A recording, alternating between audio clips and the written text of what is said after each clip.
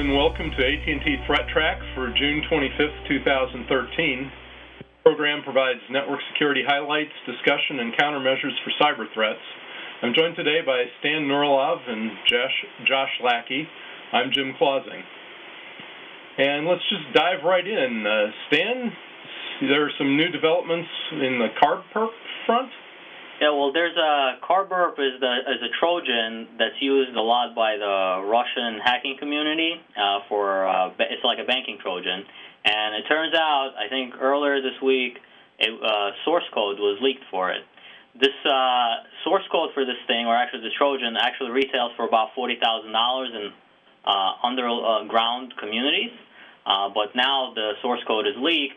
Some of the top concerns with that are that there's going to be now copycat variants of the Trojan. And some of the possibly good things out of it is that there's going to be researchers from antivirus companies and anti-malware companies who are going to, try to understand the techniques that this malware uses and maybe make better protections. So just an interesting bit there. Yeah, something to keep our eye on for further developments. But yeah, source code is out there, though, then folks start making their own minor little modifications to it. So I guess we need to be on the lookout for more infections.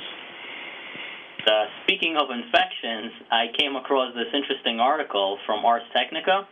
A reporter there tried to follow suit from this documentary called Supersize Me, but he tried to apply it to the Internet. So what he would do is he would look for free entertainment, the keyword there being free, online, using search engines, and he would basically click on anything that purported to be that type of entertainment. So if he would look for music, then anything that came up and said, hey, download the music here, he would click on it, and what he would try to do is measure how much other stuff came bundled with it. And then he took screenshots and detailed notes, and he also tried to run it against a few like malware scanning software and see what the results were if they were able to pick it up.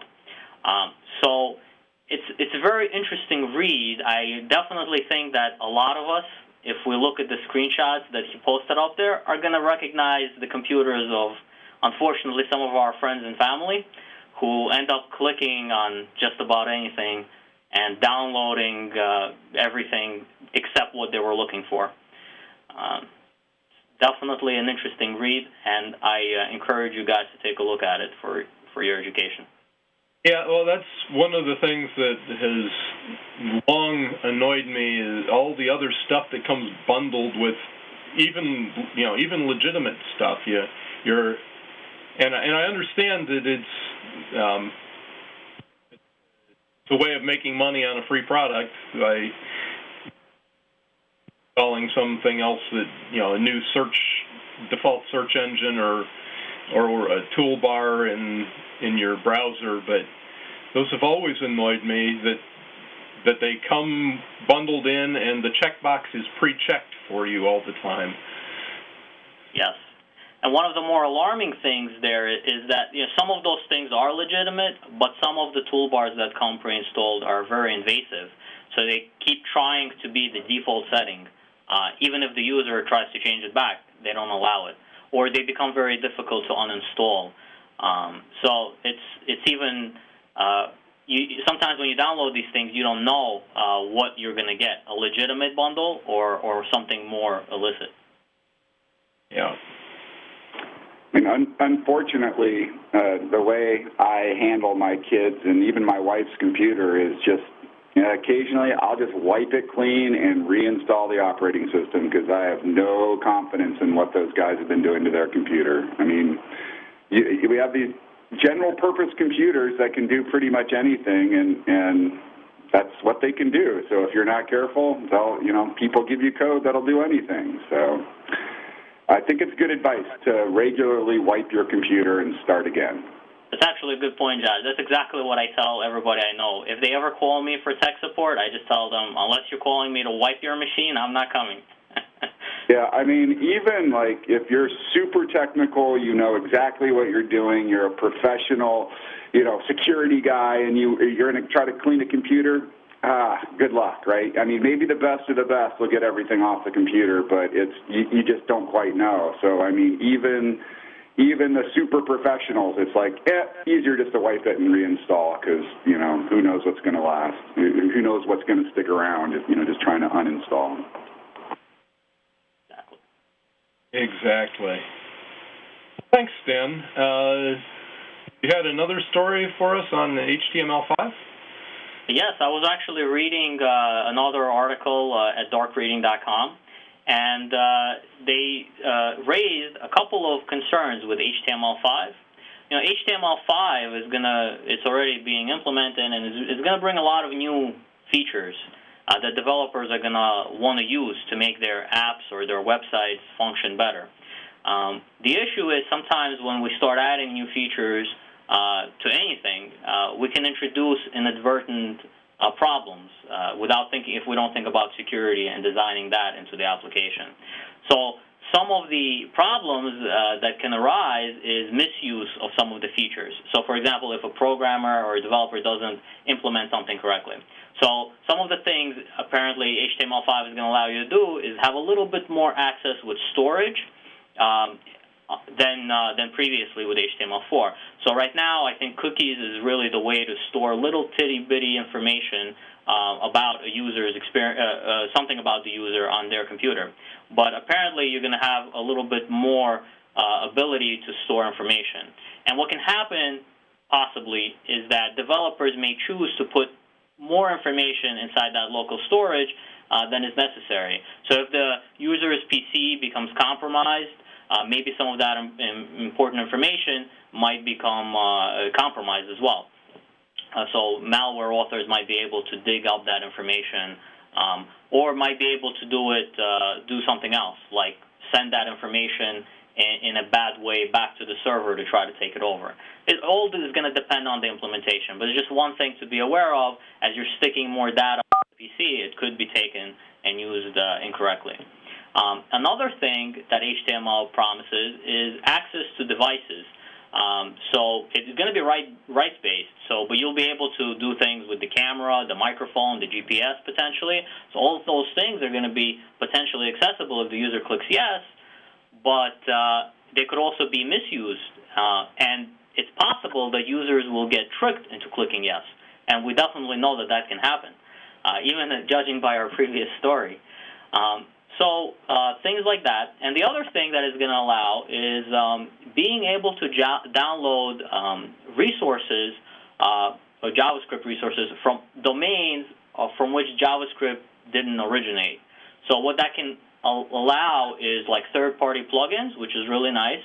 It could be used as a powerful feature, but also it can allow if the HTML code is somehow subverted, which can happen, we've seen cases of that, it might allow the downloading of malicious resources from third parties a little bit easier for the bad guys to take advantage of the users, I guess, potentially. So these are all potential things, and it's just really about getting your developers to think about the potential security concerns as they're building the applications with these advanced features. And if they have the right mindset, they can overcome any of these potential issues. Yeah, well, that's... Go ahead, Jeff. Sorry about that. It's like anything. If you add attack surface, right, HTML5 is so much more functional. So you've added a lot of attack surface. And unfortunately, it might, I think that's good advice. Your developers need to sort of understand the technology they're working with. What are they enabling? What possible side attacks could there exist? But even beyond just proper development, adding attack surface, it's like, oh, well, now I've got this driver accessible from the web browser, so, and the driver has bugs in it. So if I send it a negative integer rather than the positive integer that it was expecting, it's going to overflow in the kernel, or it's going to do something really bad, right? And so previously, before HTML5, there may not have been an easy way for an attacker to exploit that vulnerability. But now, all of a sudden, HTML5 exposes these drivers across the web. So you browse to a website, boom, they've got direct access to your driver now. Now, I'm not saying that they do, but, that's just a scenario you have to worry about. And so even if your developers that are working with HTML5 are doing everything perfect. You know, there might be a bug in the HTML5 implementation in whatever browser you're using. And so it's just so, I'm not saying to be scared. I'm just saying, look, vastly more attack surface here. So it's definitely something to be aware of. Yeah, and I always worry when some other piece of software gets access to things like the cameras and the microphones, and now the ability to potentially have some web page be able to access that, Exactly. I mean, a lot of times when we look at the security of something, we have certain scenarios that we're considering it in. So, we may not have realized, or we may not have thought of, web browser can touch this device here. So, in the original evaluation of the security of some component, we may have said, no, there may be bugs here, but it's okay because it's not really exposed across the internet. At worst, it'll be a local exploit, and then boom, all of a sudden, a couple years later, it's not just a local exploit anymore.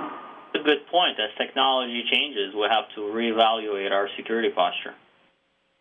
Yeah, so it's not just the web application developers that need to be aware of this, but the folks who create the browsers, the Internet Explorers and the Firefoxes and the Safaris and the Chromes.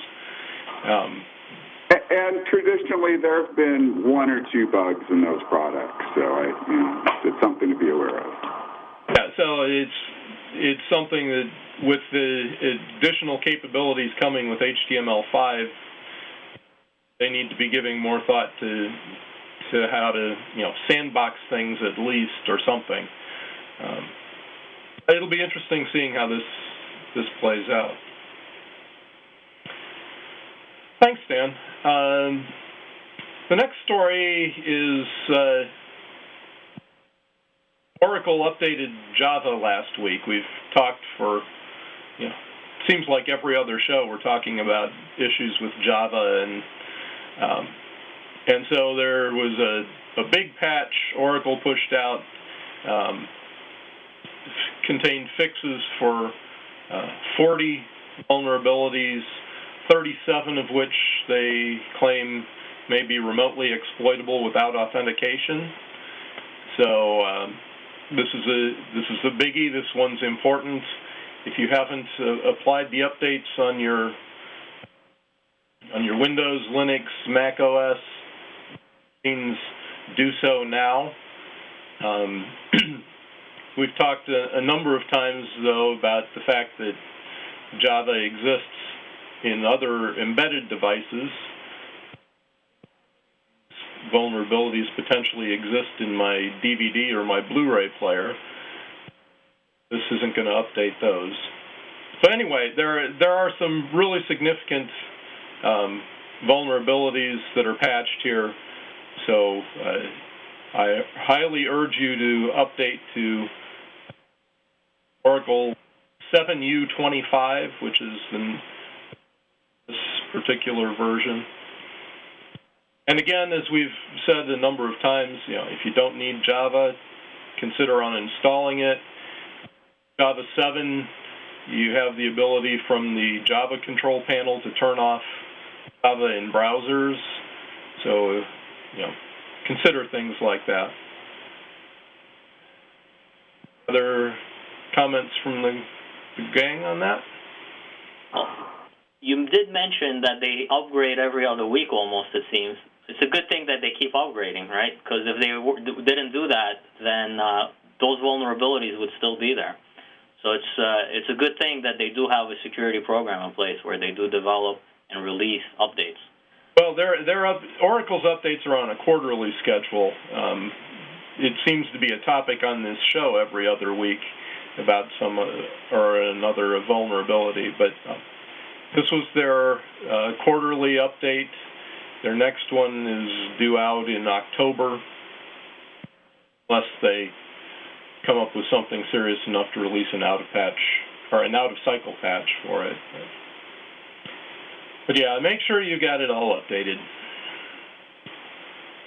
Okay, well, let's move on to our internet weather for this week.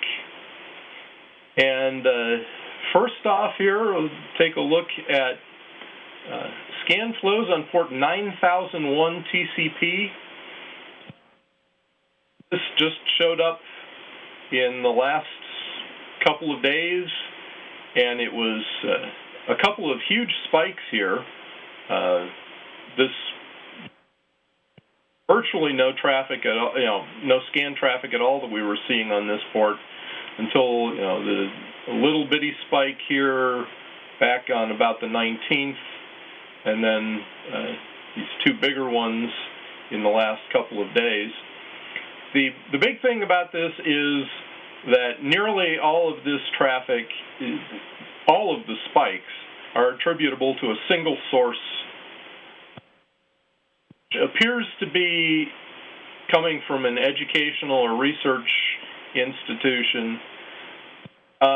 So I'm thinking it might be the case that they're trying to map out Tor nodes, because port 9001 TCP is a default port used by Tor, the onion router, anonymize traffic. There are a couple of other applications that occasionally use this port, but Tor is the one that I see by far most often on here. So, and this is purely speculation on my part, but based on the location it's coming from and the fact that it's a single IP, I'm wondering if this isn't an effort to map Tor nodes out there. We'll obviously keep our eye on this, and if we find out anything more, we'll let you know on a future program. The other one that I wanted to take a look at here briefly was scan flows on port 19 UDP. This is the CarGen port. Basically, you send a packet there, and you get back a bunch of random characters in another UDP packet.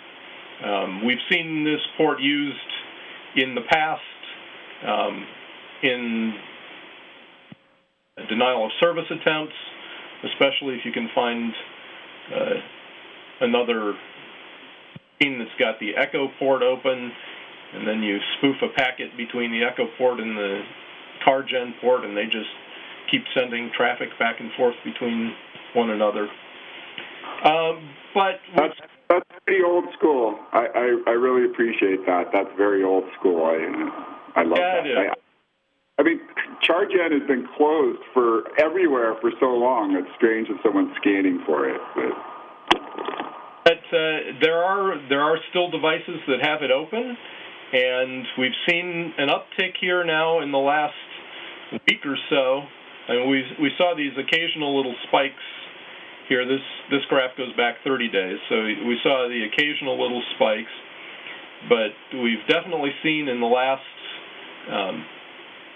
5 or 6 days an increase in the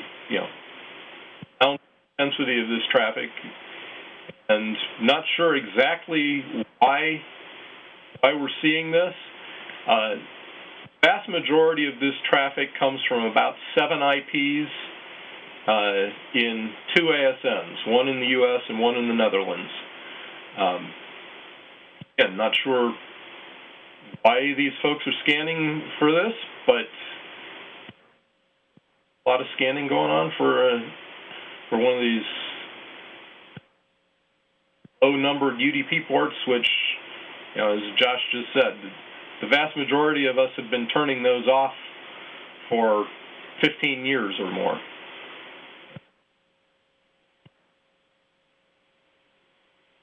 And now we'll move into our usual pie charts. And here we have our top 10 most probed ports.